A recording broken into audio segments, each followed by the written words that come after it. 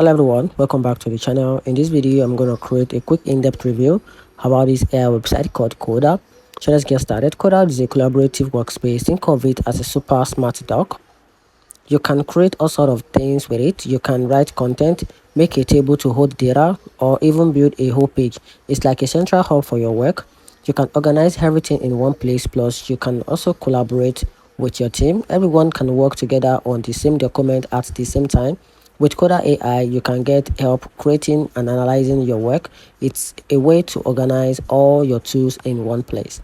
Now, talking about the key features about this platform, Coda is more than just a place to write. It's a packed with features that makes works smoother and more manageable. So let's explore the 5 cool things Coda can do, things that make it a standout among other AI.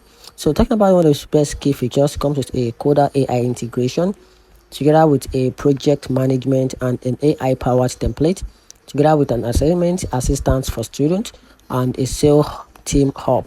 And that's it. So talking about the pricing list, Coda offer different plan to fit various needs. And here is a quick look at the price. So one of the prices, it comes with a free trial, which is a free.